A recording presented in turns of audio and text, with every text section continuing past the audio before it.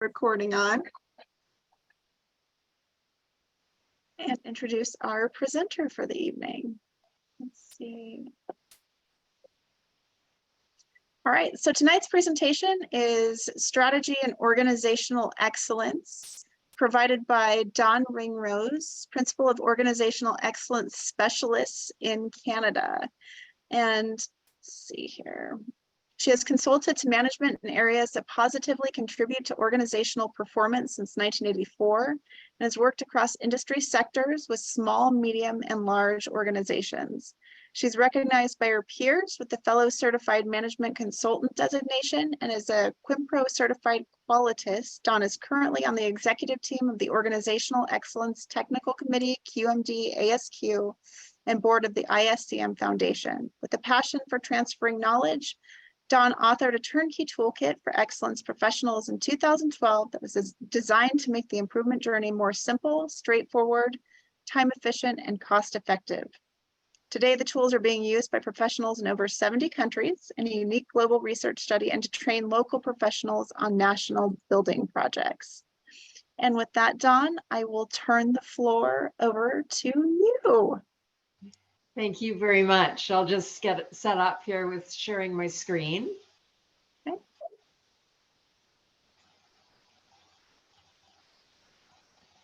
Oh, let me see. There we go. Everybody can see my screen on the first page? Yes. Yeah, Okay. looks good. Good. I always like to check. And for some reason the slides aren't moving ahead, do let me know. You never know with this technology, right? So anyway, I'm really pleased to be here speaking with ASQ Phoenix today. I've actually had a chance to travel to your lovely city before and really enjoyed the contrast between the desert and where I live on Vancouver Island in Canada, on the west coast of Canada, which is a bit of a rainforest. So it's always a nice contrast. But today I'm going to talk to you about strategy and organizational excellence because there's a really good linkage between the two. And I think this discussion is really aimed at how you can leverage this in the work that you do. Let's say it's within an organization as a quality manager, or maybe you're a consultant working with a variety of organizations. But it's really good to kind of understand the linkage between these two things, because it's something that you can use to distinguish what you're doing, whether you're an employee or working for a variety of organizations. So let's start with, what is strategy? It's you know, strategy is really a plan of action, isn't it? What are we going to do to reach that desired future? And this strategy is usually captured in a strategic plan that helps an organization move from where it is today to where it wants to be in the future, that current state to that desired future state. And the corporate statements are the things that provide you know, an idea of that. And you've got your vision statement, which does capture that desired future. You know, maybe it's 3 years from now where you want that organization to be. But the mission statement is something more present oriented. It's what you're in the business of doing day to day, kind of the reason for your existence. And the values, your core values, is the way that people work together, you know, the values that they hold true, way they like to work together. There's key success factors that are going to be really important to you know, achieving that overall aim. And then strategic priorities, which are high-level long-term goals and objectives that you're going to use to achieve the strategic direction. And those goals and objectives, those goals might be things that you want to improve or strive for. And the objectives, as we know, have to be SMART objectives, undertakings that will contribute to the goals. And they've got to be really specific and measurable, actionable, realistic, and time-based. And one thing about the strategic plan, it's something that all the other plans that you'll be putting together an organization you have to ensure they're aligned with it. So that business plan, financial plan, HR plan, marketing plan, operations plan, and so forth. You've got to have really good alignment. And if you have good alignment, that'll ensure there isn't too much waste in terms of the resources utilized to action all of this. Now, one thing about strategic planning, a lot of organizations start with a SWOT analysis. They start taking a look at their strengths and their weaknesses internally, what's going well, what's not. And they also look outside their organization at things that are going on in the external environment that are posing an opportunity for them to do better, or a threat to them that they're going to want to mitigate, because that could negatively affect them. And the SWOT analysis, I know whenever I do strategic planning with organizations, I always like to do a preliminary survey with the people that are going to be in the strategic planning session. Or it might be the leader might say, hey, let's toss this out to the whole organization and give everyone a chance to provide input. You get people to respond to questions about the strengths and the weaknesses of the organization, any opportunities and threats that they see. And they get a chance to provide their input on that. And that is a very good way to start a strategic planning session, with a synopsis of all that input. And it helps you really move it along and get right on task and to the point. So it's something that I really like to do when I work with organizations in that respect.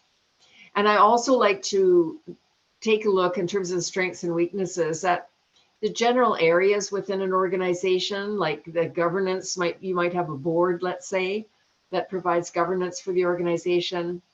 You've got leadership and planning that goes on. There's work that you're doing to serve your customers, and work that the employees are doing, work processes that we were talking about in the breakout session, work that you do with suppliers and partners, and then of course the resources that you've got in order to action all of your plans, and then of course the way you measure performance. So I like to take an organization through that, what's going well, what needs to improve, and that's on the inside, operations of the organization. And in terms of the opportunities and threats, you can take a look at general categories that we have here, such as political and economic, social, technology, legal, and environment. And this is where we get people to consider the sorts of factors that might affect the organization positively or negatively. So what's going on the political realm? Are there, let's say, is there political stability? What are international relations like? The economic, are we in a period of economic growth? What's happening with interest rates are examples of that. The social side of things, what's going on with the population growth or cultural trends, health consciousness, lifestyles, what's going on socially, and technology, as we just heard from the session that broke to discuss AI. I mean, there's a lot going on in the technological field, all sorts of emerging technologies and automation, and organizations trying to keep pace with that and determine what they best utilize. On the legal front, there's all sorts of things happening on, let's say, the health and safety front, with international trade, product safety, environmental laws to consider. And then on the environmental side of things, this is something that is top of mind with a lot of people these days. As we take a look at climate, we take a look at sustainability. Those are really, really hot topics in the environmental end of things. So this is a good discussion that you have within organizations about the strengths, weaknesses, opportunities, and threats. And another thing that I really like to take a look at as well with an organization, or if we're doing work, let's say with a country or an industry sector, we like to take a look at the Social Progress Index. And I don't know how many of you have heard about the Social Progress Index, but it's an index that provides an understanding of a nation on social, economic, and environmental variables. And it's about 60 indicators, and it tells you how well that nation is doing at meeting people's basic human needs, their foundations of well-being, and their opportunity, let's say their personal rights or personal freedoms and access to education and these sorts of things. So that's the kind of information that you like to gather. A lot of the strengths and weaknesses can be gathered from internal information and the conversations and surveying that you do with the employees and the leadership team and so forth, and the opportunities and threats. A lot of research taking a look at outside at these factors that are impacting you, and who knows, maybe you can use ChatGPT to do a little bit of that.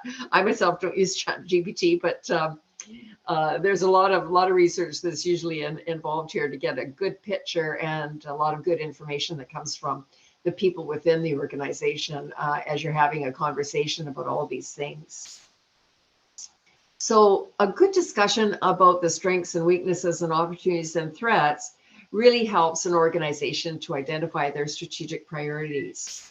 And the whole idea here is that you want to build on your strengths, address weaknesses, capitalize on any opportunities out there in the marketplace, and then mitigate threats.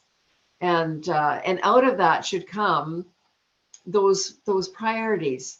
For example, a government might say, a national government might say, gee, we really want to establish more trust with our constituents. Or a business might say, we want to take our business public, or we want to acquire additional businesses, or we want to sell this business. We want to stand out against the competition. A nonprofit might say, we want to help strengthen our member organizations, or we want to really deliver tangible value to our members. So these strategic priorities depend, of course, on the entity and where it is they want that organization to go. And then it's a matter of actioning that, planning it out with goals and objectives and actioning it. So now we come to organizational excellence. And well, what is organizational excellence? I asked quality audiences this question, a number of years ago. In fact, I ask every audience that I'm in front of this question. And invariably, I see about 10 to 20% of the audience put up their hands saying they know what it is. And that means they might have heard of an excellence model like ASQ or Baldrige or the Canadian framework, the Australian framework, and so forth. And there's about 55 countries, I think that's the latest tally, that have excellence models or excellence programs. And they're basically all based on those models I just mentioned, ASQ, Baldrige, Canada, and Australia, because they were the first ones that came out with excellence models. And this was based on research with high-performing organizations. What makes this organization high-performing? What is it culture characterized by, and what kind of best management practices or practices are these organizations using? And these models basically have these principles, are comprised of these principles and practices. And you see a picture here of the Organizational Excellence Framework, which is the publication I authored. And what I did was I put together all the excellence models because I wanted to come up with common definitions of what the principles were and all the best management practices that are included in the excellence models. But I wanted to build on that with implementation guidelines. Here's how we implement all of this, because that was a question that really hadn't been answered. And so I thought that it was a good idea to probably put the two things together, because this is the most frequently asked question I ever got doing work in this area, and training people and helping them to implement an excellence model. So I thought, well, why don't we put it in one place? So this integrates those leading global excellence models. It's a neutral model. It's not used in any award program. And it's really meant to just support any quality approach, any excellence approach, any tool or technique that you might be using. Like, let's say, if you're working with ISO standards or Lean or Six Sigma. And as I said in the breakout session, it's accompanied by a turnkey toolkit that helps make all this implementation that much easier. So if we take a look at the principles that characterize high-performing organizations, here they are. And we look at the degree to which the culture is committed to excellence by taking a look at how they're doing on these principles. And it's an indication of how involved the leaders are in communicating direction, establishing it and communicating it, how aligned things are. As I said earlier, all the plans have to be aligned with the strategic plan. And this, of course, is reflected in the systems thinking, or all the work processes that comprise an organization and that are interconnected and interrelated as well. Is this organization really focused on the customer? Is it the primary aim of everyone to be, serving that customer, understanding them, meeting their needs? Are the people involved are you nurturing and reinforcing cooperation and teamwork and giving all the employees that opportunity to develop to their full potential? Do we have, prevention-based process management? Have we established that consistency in our work processes and developed a mindset of prevention? On the partnership development side, this is about developing and maintaining value-adding relationships with suppliers and partners. And on the continuous improvement end of things, which I think most quality professionals are pretty familiar with, with excellence models, it's all about harnessing the collective knowledge and skills and creativity of all the stakeholders to relentlessly pursue improvement. And so stakeholders mean the customer, the people, employees within the organization, the suppliers and partners that you work with, the board that might be governing you, and so forth. So it's quite a scope there when we talk about stakeholders.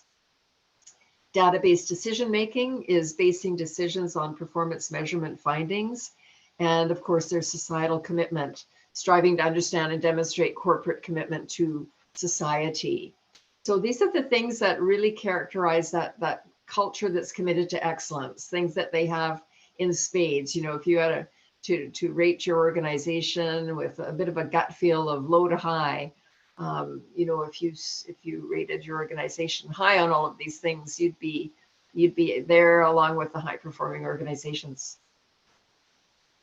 And then there's the key management areas that are part of the excellence model, and there's 9 key management areas. And what we look at here is the degree to which all the practices in these key management areas are deployed throughout the organization. We're also look at, are they using a good approach with regards to these practices, and are they getting any results? So these practices, of course, in the governance area, you want to make sure that you're implementing a good governance system and acting as a model of good practice to your internal and external stakeholders. On the leadership side of things, you want to make sure that you've got a strategic plan and you're communicating it really well to all your stakeholders, and you're communicating very openly about organizational performance and removing barriers, anything that's getting in the way. Planning is about creating that business plan that aligns with the strategic plan and communicating that plan to your stakeholders as well, and then allocating resources to ensure effective implementation. On the customer side of things, this is where we really want to understand the customer and align the employees on the importance of the customer, make it really easy for the customer to do business and provide feedback. And this is where we take a look outside of ourselves too, to take a look at our presence in the marketplace and whether we remain relevant. On the employee side of things, this is where we undertake human resource planning to support organizational plans and recruit, select, train, and develop people to be the best that they can be. And of course, invite their ideas and their suggestions and reward and recognize them for good performance, establish a healthy workplace environment, and so forth. Work processes, I don't need to say too much about this when I'm talking to a quality audience, because we kind of live and breathe this. But this is all about, designing those work processes and monitoring, controlling, and improving them. And taking a look outside of ourselves once in a while to benchmark with others. On the suppliers and partners side of things, this is where we use criteria to select our suppliers and partners and develop win-win relationships with them. And we share information about our strategic and business plans so that we can work really well together.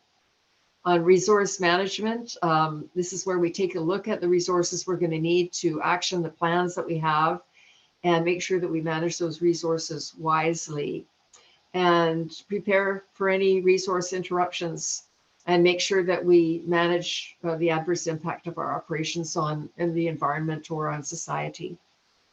And the continuous improvement performance measurement area, this is where we take a look at these key management areas and we reflect on them, what's going well, what needs to improve, and make plans to focus on certain areas. But we also take a look at the performance measures in each of these areas and for the organization as a whole, because that guides us not only in our decision making, but the things that we need to work on strategically.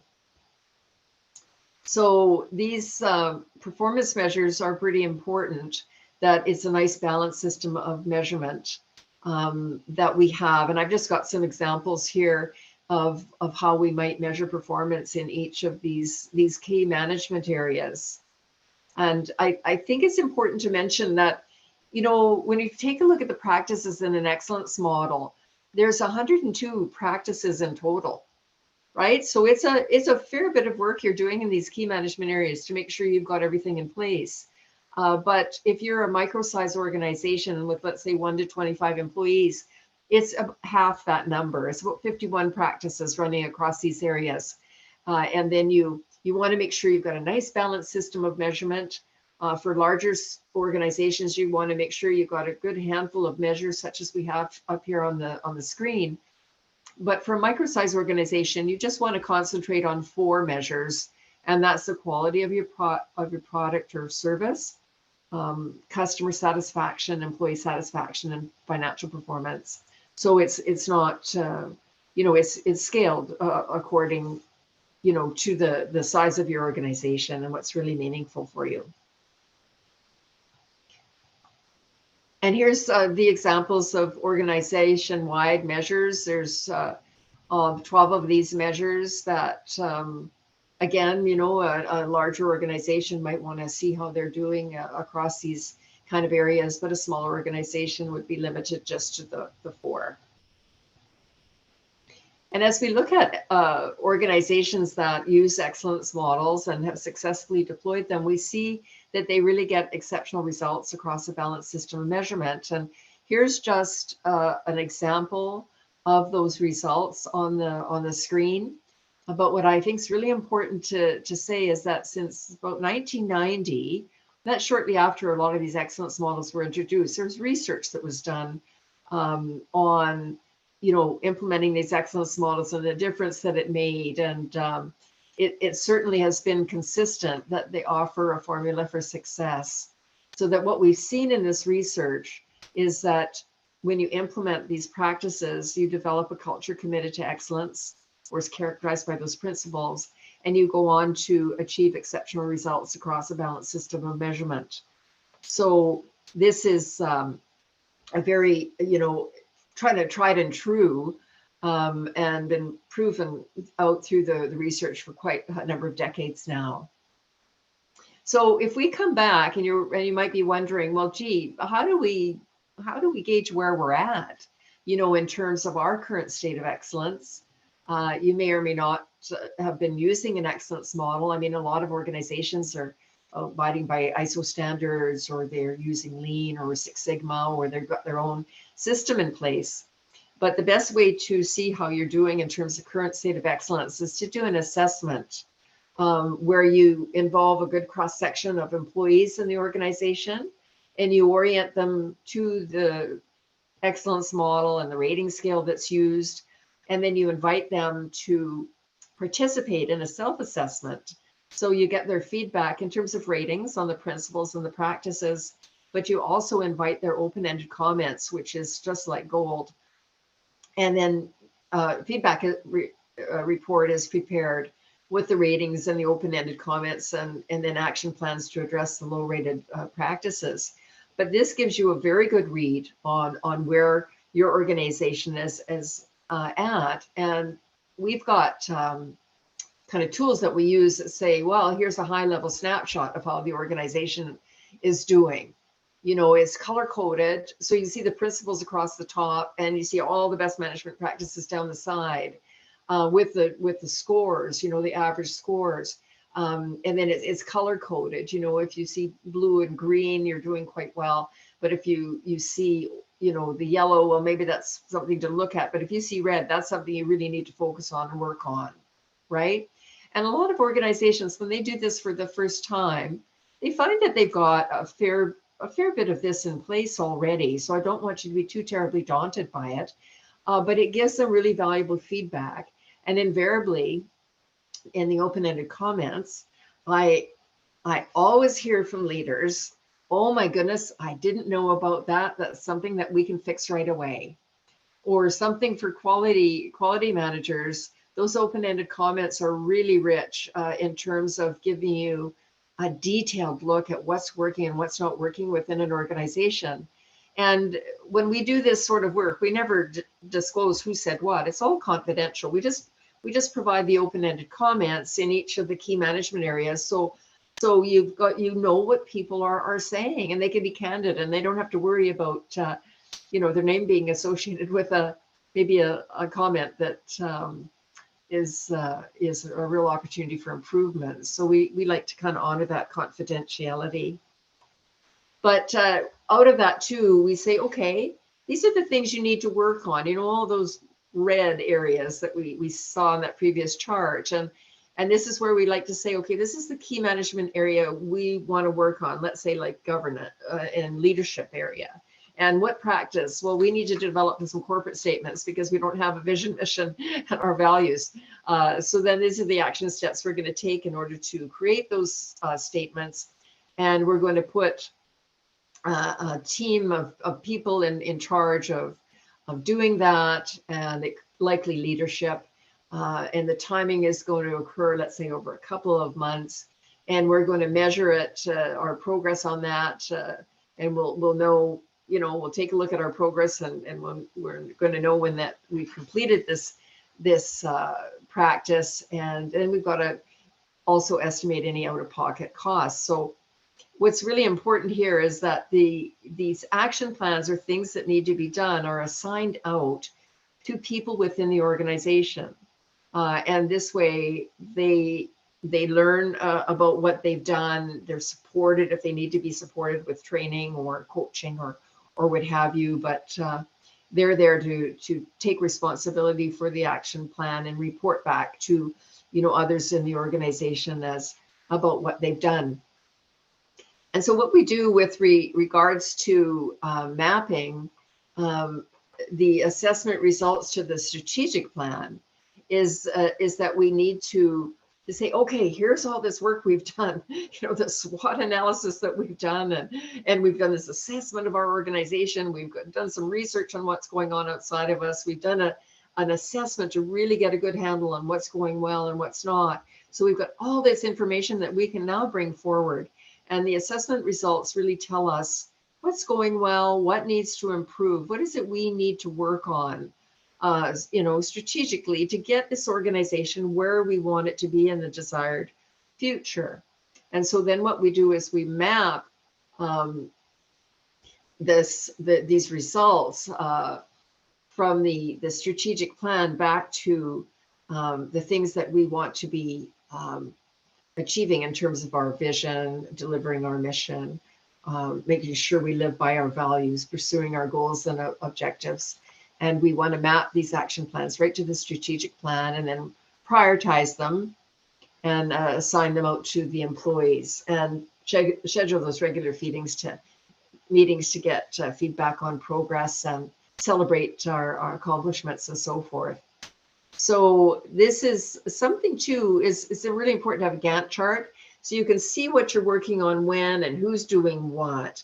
And it's not being done all at the same time, but you know, you've got it staged so that you can see it at a glance. And then this is what we do. We take a look at all those action plans that we're going to be working on in these key management areas. And let's say, you know, typical organization might have about 25 things that they need to do over the course of time. And it might be phased, you know, year 1, year 2, year 3, but you want to take those action items and you want to map them to your vision, mission, values, and goals and objectives. And if you see that that particular action plan that you're undertaking is really contributing to the desired future or your vision, then you make sure that you note that. Maybe it's something that you're doing that really delivers more to present day, mission, your reason for being, or this organization's reason for being, or maybe it's something that helps support the values or the goals and objectives. So it's really good to show how you can map your action plans against the strategic plan, so people in the organization can see how it is going to help you get where it is you want to go. So back to the examples that I provided before, you might have a government that wants to grow trust with their constituents, or you might have a business that's looking to sell the business, or a nonprofit that is looking for ways to deliver more tangible value to their members.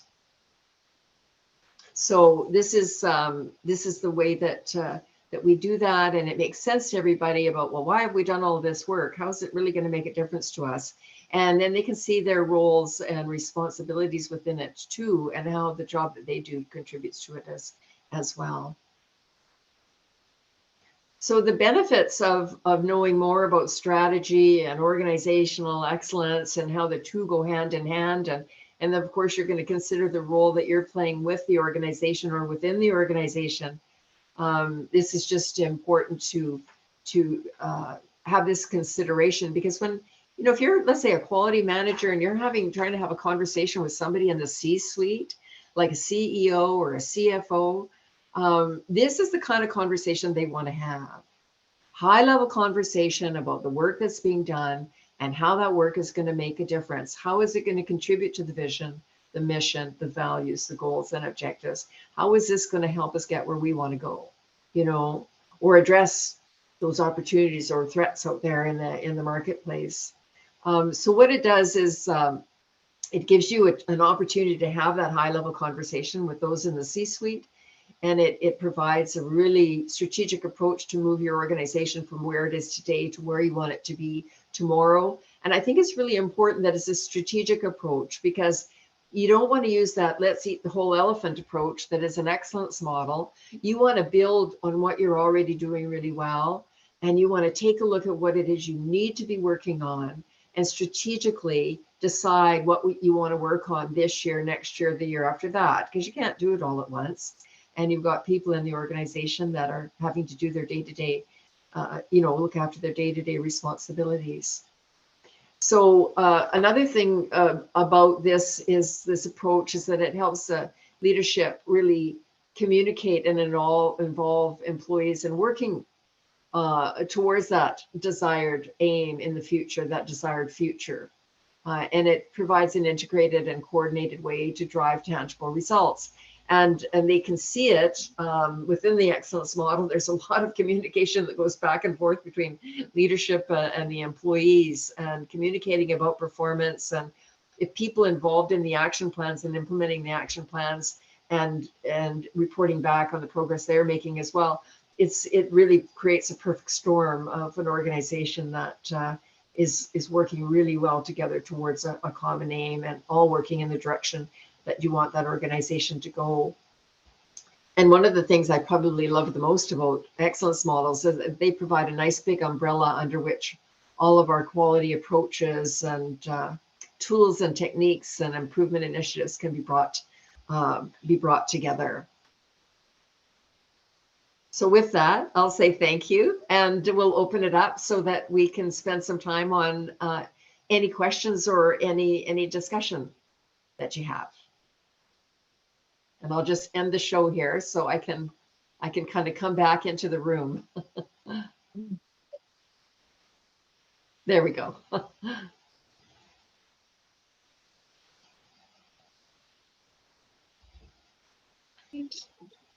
Are there any questions for Dawn this evening?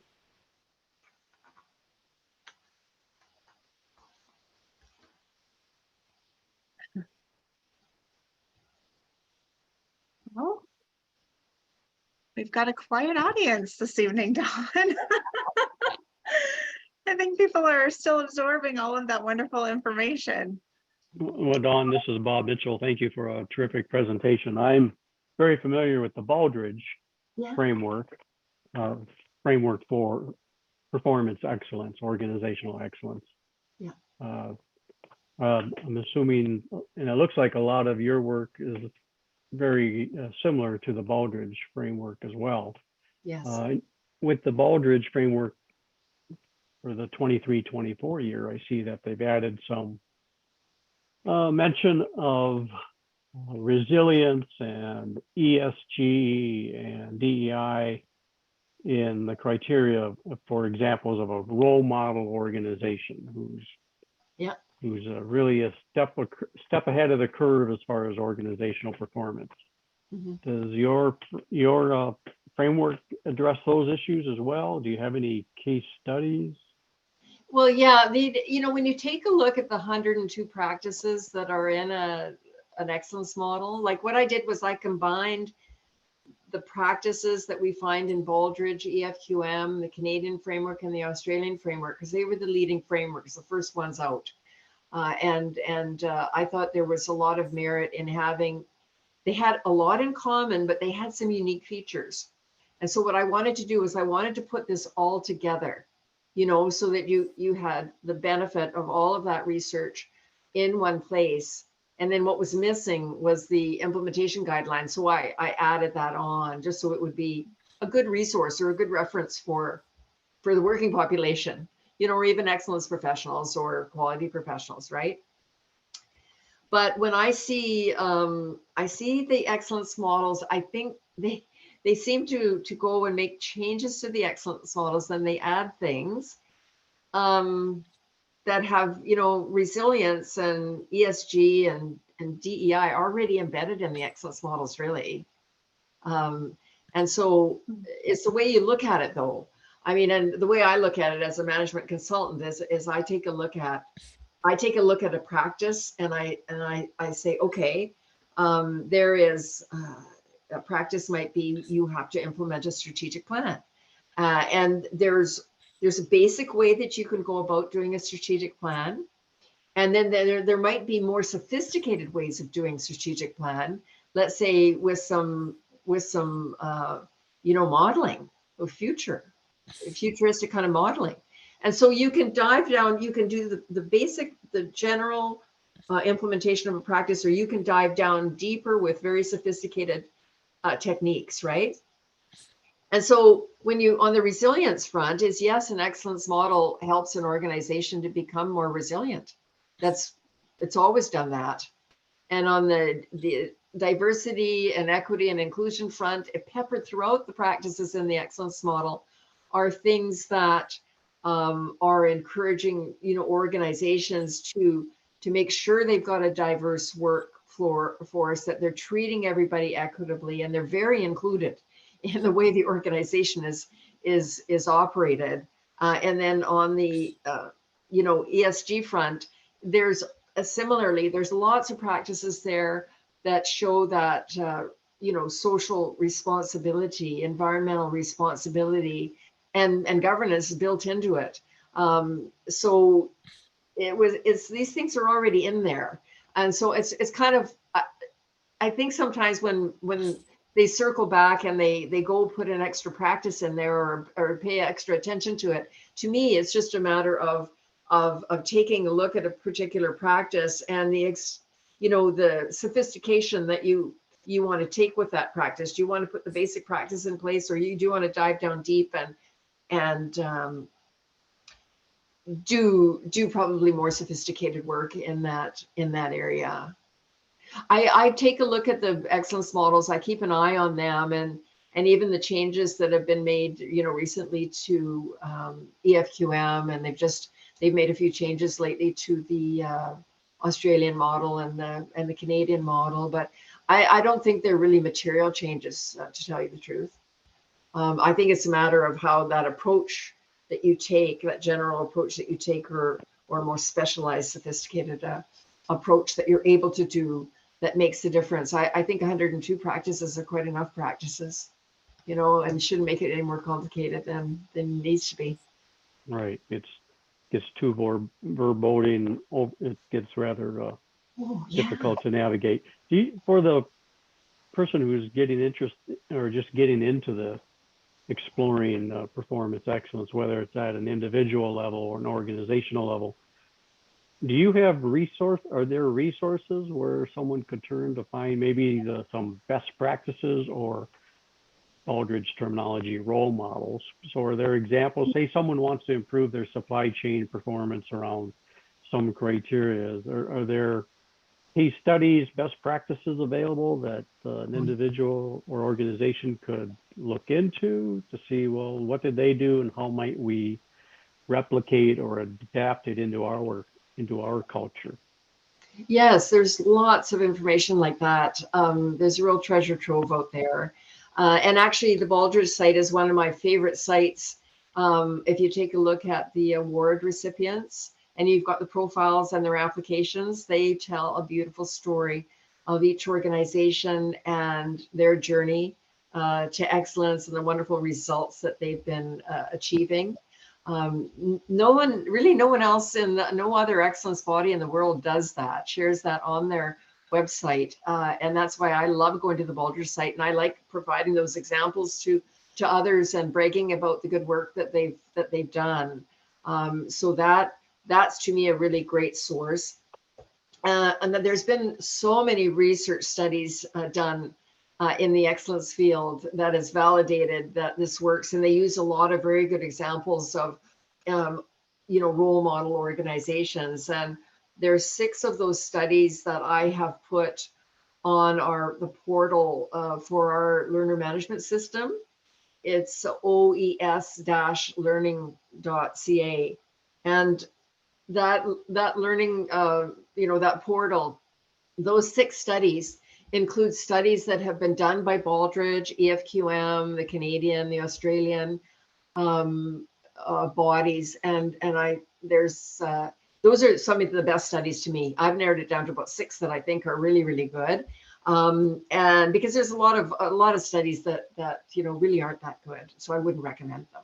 But these 6 studies, you can click on the links and you can go read the studies, and it really gives you a good feeling for this field and the kind of really good research that's done and the return on investment.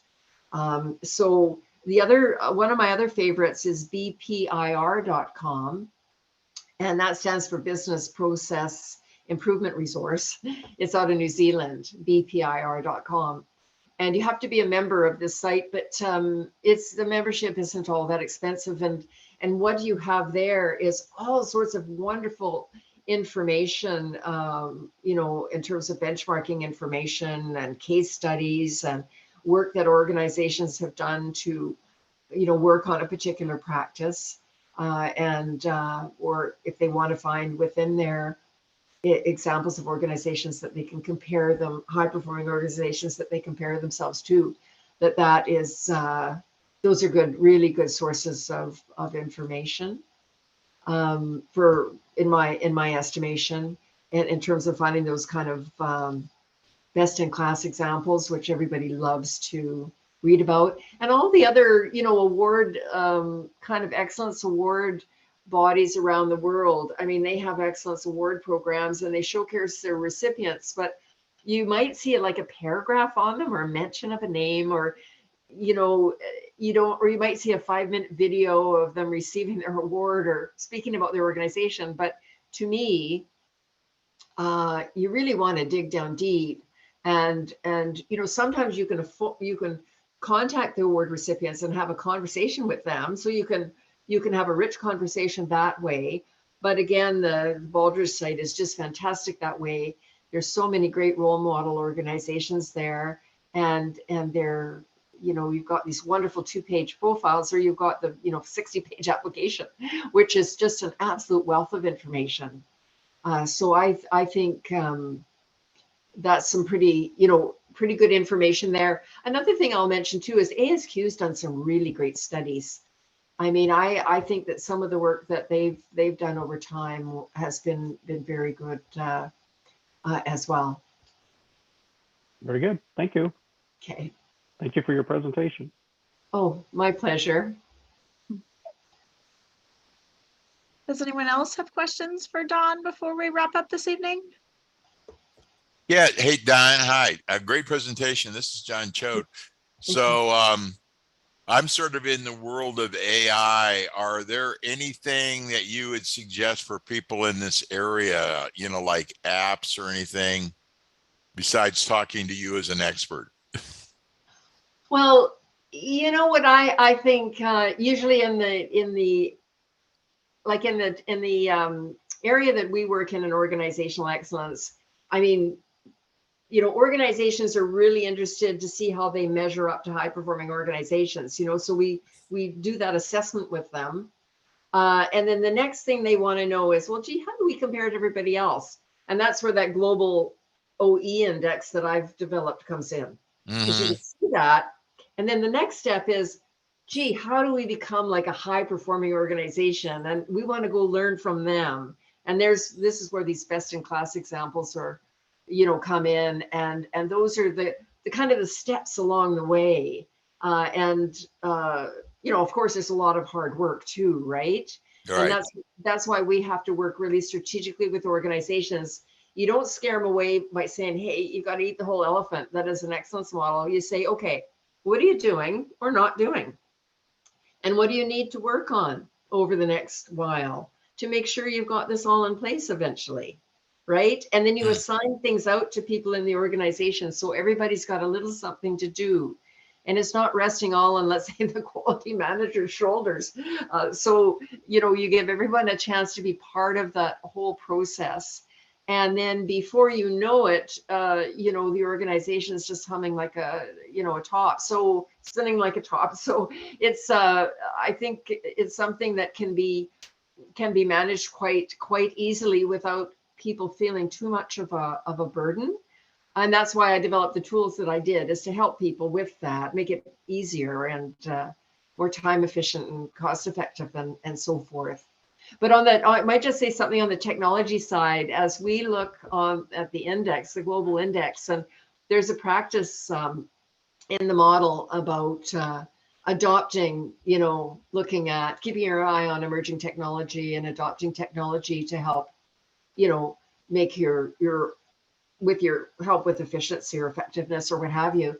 And this is an area that I think is an area that it's always interesting to kind of take a look at the open-ended comments there, because, and the ratings, because it's an area where we as consultants see a lot of organizations jumping at all sorts of technology, and it may not make an improvement, you know, to the work that they're doing. And it's so important to use that plan, do, study, act cycle. You know, if you're gonna plan to use a particular technology, you check it out first and you study it to make sure it does indeed contribute to improvement before you adopt it. Because I'll tell you, we've seen, especially in government, I probably see it more than ever, is they end up with all these government ministries or departments, and they're all using different technologies. They're all using even different approaches to quality. Some are doing ISO standards, some are doing Six Sigma, some are using an excellence model. It's just a real potpourri. And it could be so much more efficient if they'd all be kind of following the same, using the same approach. And then they have this rainbow of technology, and they spent a lot on it, but not everybody's educated or trained to use it, or sometimes it's being used, sometimes it's not. It's just very wasteful.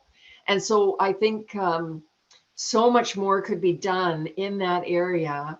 And this is where the quality professionals come in, is let's take a look at that technology before you make the big decision to roll it out in the organization, and make sure it's something that is really going to contribute to improvement. Because, you know, we know that, you know, 50% of the time it does nothing. 25% of the time it probably can have a negative influence, and 25% of the time it'll have a positive influence. So, you know, make it count. Make all the work you're doing in the tech area count. Okay, thank you. Hi, Don. Chuck Cox here. Thank you very much for an outstanding presentation, taking the two, strategy and how you're going to get the strategy executed. I think a big chunk of that would be operational excellence. But what do I know? I'm very biased. I've only been in this consulting game for 50 years. I wanted to find out if you could restate the URL that you talked about that had the portal with the 6 studies that you started off with, OEF dash. Yeah, it's OES. It stands for Organizational Excellence Specialists. So OES-learning.ca. And that's where we just have our workshops, our recorded workshops in that portal. And then you'll see a number of headings on the top and under resources, the kind of the page that takes you to resources. There's 6 studies there, and those are my favorites of all Great. the studies. And tell me, there's hundreds of studies in organizational excellence, but I'll tell you, those are my favorites. They're the ones that really are good in terms of speaking, about different role models, different, work that's been done to really show the return on investment with excellence models over the decades. Yes, I think that's one of the areas that's somewhat weak in terms of actually getting people in the C-suite to understand how much money they're leaving on the table. And so I'm very happy for that reference. Thank you very much. It is really, that's so important for them, isn't it? I think that there's lots of stories that we can tell about organizations that have left a lot on the table, and that's a cost of poor quality, right? Yep. There's lots of stories like that. And one of my favorite storytellers is Suresh Lula over in India. He runs Kimpro and the foundation and Kimpro Consultants, and he has authored these wonderful books. They're fables, and there's stories of all his work over the years with different organizations and about the cost of poor quality. And they're just 2-3 pages, but you read about the difference that this made to these organizations. I mean, it was just real game-changing work that he's done. But I love the way he's put it in a story format. And, I think this is something that CEOs really do pay attention to, is, you get their attention with that cost of poor quality, and you make it really tangible for them. And he reiterates that so well in his stories in kind of a fun, easy to read format. I think one of the problems that the C-suite has, that they're driven by very traditional measures, the financial measures, which tend to be quite reactive. You're in trouble, 2-3 weeks, months after the fact. And the fact is that the operational excellence individuals, the quality people, have data that's way upstream and would prevent that happening if they'd simply started to use a balanced set of both reactive financials as well as proactive inside the process, or even before the process starts. And a lot of guys won't believe you, but you can actually, on certain areas, you can get predictive. You can use a tool that's 101 years old this year, statistical process control, and you can actually predict what's going to happen in the next couple of days. So it's a measurement issue. I think a tremendous amount of it is raising the awareness of the C-suite on what you measure is what you're going to be able to manage. And if you're not measuring in the right spots, you're going to find out you got lots of trouble late in the game. Oh, absolutely. And I think too, that nice balanced system of measurement, it gives us a really good read about what's going on in so many different areas that ultimately impact like these financial measures. But it is kind of funny the way they kind of focus on the financial measures, but they're leaving out so much more of the story that influences them, right? Yeah, exactly. Yeah. It's an eye opener for most leaders and I find that organizations around the world these days are keenly interested in measurement, what to measure, how to measure. And I don't think it's a strong suit of a lot of organizations, but boy, once you get it down, you've really got your view of what's going on in the organization, what's healthy, what's not, and making better decisions as a result of it, right? Well, a big chunk of the folks in the C-suite come from a financial background. That's their mindset from the get-go. They need to get educated. I don't mean trained, I mean educated. That's right. And you know what? I'll tell you what is always a really good education is when you do an assessment with an organization and those leaders are looking through, the ratings are important, but they're looking through those open-ended comments. They are startled to learn some of the things that are going on inside an organization they knew nothing about. And it just never ceases to amaze me. Every single time we've ever done an assessment, I hear that sort of comment back from the leaders. Yeah. They don't have lines of communication that reach all the way down to the individual.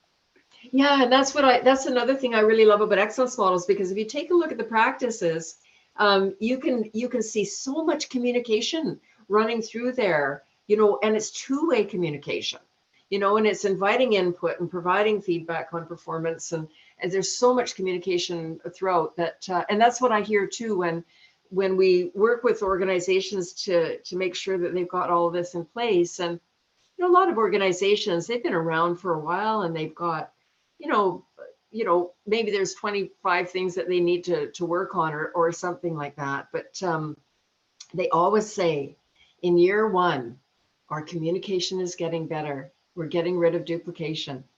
And in year two, if they're a business, they're saying, wow, is this ever hitting the bottom line? In year three, they're just feeling very good about the system. The system is healthy, it's working well, things are running efficiently and effectively. But that's invariably one of the first things I hear. It's about communication.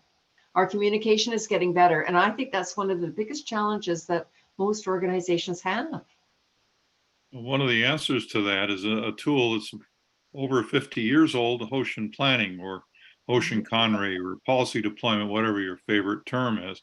Yeah. And not only is it both horizontal, but vertical. And along with that is getting the individual contributors and supervisors involved in coming up with what is it that we can measure that will keep our performance fairly steady and will give us a heads up we got a problem before it becomes a real problem. Yeah. Yeah. I think 90% of improvement in an organization comes from the people doing the work. Like you say, those ideas and those suggestions and innovations. And you might get 10% from looking outside, like benchmarks and looking externally, maybe asking a consultant for their opinion or advice. But it's 90% comes from within. So you got to know how to tap that. You got to be talking to the people doing the work. And if you're not, as a leader, you're not going to reap the benefits and the difference that makes. Yeah, I used to work with GM back in the 80s, and it was basically a check your brains at the door kind of operation. So Yeah. those guys had phenomenal ideas. Once we got them on a team to improve a press line, some of the most innovative ideas came from them. Oh, by the way, the same ideas they'd been trying to push for, in some instances, over 10 years. Oh boy, isn't that interesting? It's just never ceases to amaze you, Yep. Thanks again. Great presentation. Okay, my pleasure.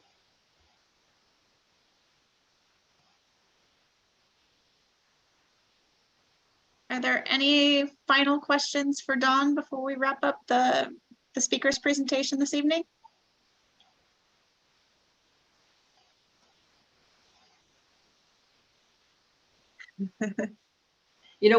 One additional comment I'd like to make. Yeah, It's of just course. I'm thinking about this, just building on the conversation we've had. I think this work with excellence models, and for those that want to familiarize themselves more with an excellence model, what it is, I mean, Baldrige, of course, has lots of wonderful information, but download a copy of my organizational excellence framework. I've got it on the homepage of my website. It's there at no charge. You can download it. It's 240 pages, and it'll really familiarize you with what's in excellence models, and and how to implement it. So that's a really good reference. But one thing I really have to emphasize is that, and this is when we're talking to the C-suite, is the excellence model, as you reflect on the practices and what's in it, it helps you have a conversation with the C-suite using the language of business. Do you know? And as we were talking about, yes, they like to talk about measures. Yes, they like to talk about financials, but you can have a more strategic conversation with the C-suite or leadership if you're using that language of business. You know, you're talking about governance, or you're talking about planning, or you're talking about measurement and results. So I think sometimes what happens, and this is probably in any field, is sometimes we get pretty comfortable with some of the expressions that we use and the terms that we use. And if we use too much of that jargon, we'll lose them in seconds flat. You know, you have to get your point across very succinctly and quickly when you're dealing with people in leadership positions. And this is another tool that I think really helps to do that.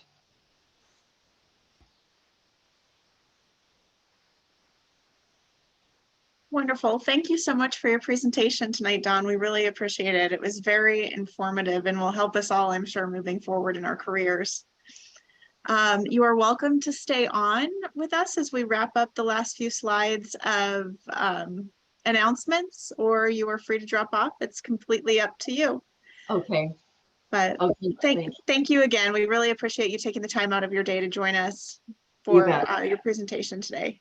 Yeah, my pleasure. Thanks you. I'll just stop my video. All right. Let's see. All right, current slide.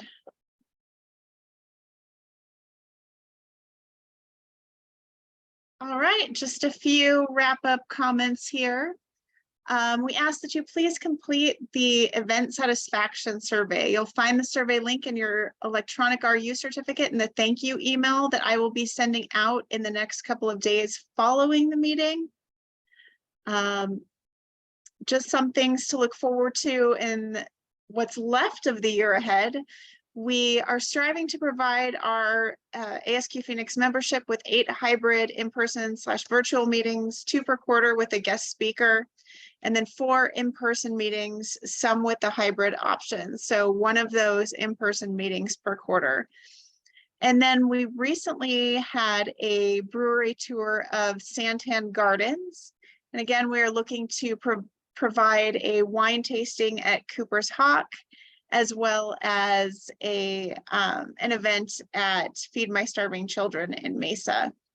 And then we'll also offer 1 holiday networking event, and that will occur in December, and that's an in-person only event as well. And then coming up on September 14th, this is our next program meeting where we will be having a presentation from Nicole Donraj, who is on our senior leadership team for the Phoenix section.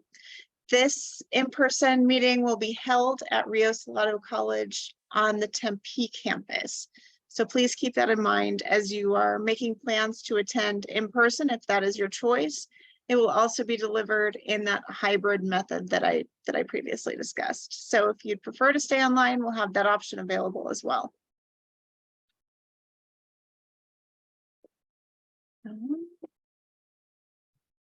You can find the ASQ Phoenix section on social media. We do have a Facebook page. We have a LinkedIn page. We are active on Twitter, on Instagram, and YouTube. And you can find us on our website at https://my.asq.org, communities home 244. Are there any final thoughts, comments, or questions prior to wrapping up this evening? John, I actually wanted to give you an opportunity to make any additional comments on AI and industry prior to wrapping up. So if you want to add anything to what Bob presented earlier, I know the slide deck was created by yourself, so I will hand the floor over to you.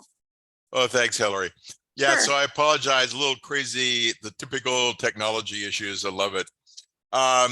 Just to let people know, if you're not aware, is that we have a relationship with the Arizona Technology Council, but they have a new committee that actually I'm on, but it's really sponsored through ASQ and our relationship, and it's a policy committee, and we're actively right now developing policy that will be going to the state legislatures for here, let's see, for the actual state, and we're actually benchmarking several of the top leading countries as well as the states. So the impact to you is by industry, you're going to start seeing more of what I call ideas and ethical standards that are going to be in the AI community.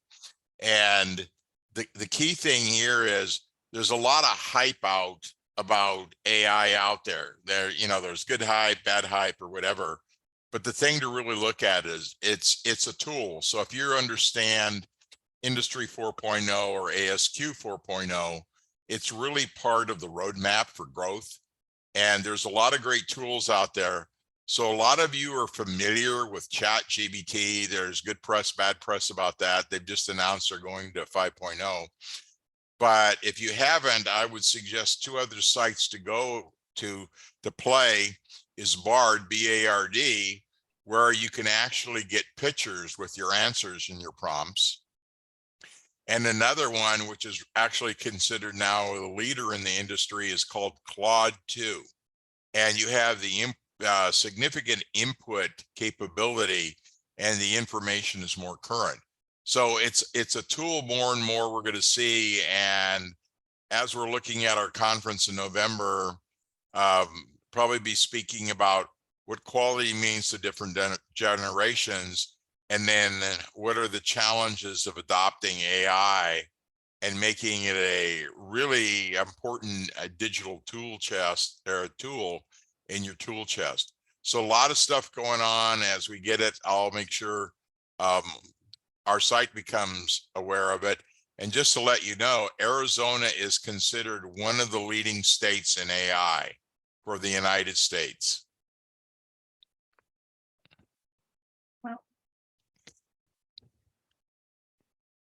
So John, what was that other tool to ChatGPT? You mentioned Bard and Claude. It's called 2? Claude 2. Claude, as in yeah. the name Claude. Okay. Yeah, Claude 2. So it initially started out for testers. I'm a tester on it, but they've recently just started it, and it has about 10 times the input capability. And they've just added a fixture now that if you have, say, data or whatever, you can now attach it and have it analyzed. And here's a tip for all of you. So you don't know how to ask a prompt. So how you ask the prompt is how you get the quality question. Put in what I call your word salad, and they say, here's all the things I want to address, but now create a prompt for me, and then run it to whatever your tool is. And then when you get the answer, then cut and paste that back in and rerun it, and you'll get a lot better focused prompt. And I also suggest, if you develop a prompt that you like, try it on different tools to see what the answers are. And it helps you get a more due diligence on whatever your focus is. That's a good tip. So actually just write a rough outline of a prompt using keywords, and then ask AI tool to create a better prompt, and then cut and paste that prompt into your new prompt in order to get a better result. Yeah, and another one that I do, and people don't think about it, at the very end I put in, is there anything I missed? And it's interesting, it will go in and give you anything that you might have overlooked by access to its database. And that way you really come up with a more complete answer.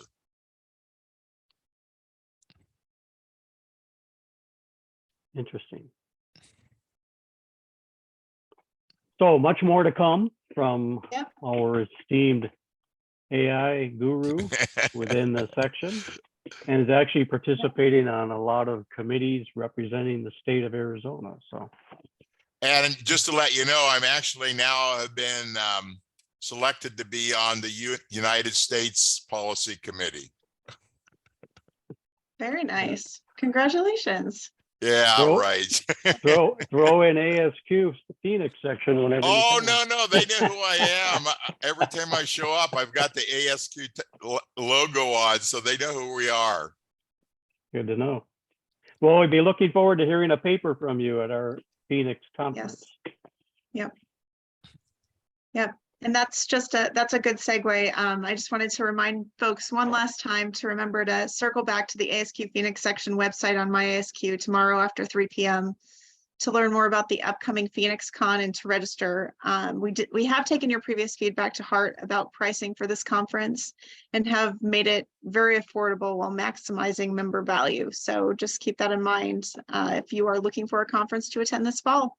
We encourage you to attend ours. Then let me see, we have one final slide. Just want to say thank you one more time for your attendance this evening. We hope that you found Don's presentation valuable. I certainly did. Until we meet again, I hope you stay safe, stay healthy, and we look forward to seeing you next month. Thank you, everyone. Good night. Good night. Thank you. Thanks. Right. Night. Thank you.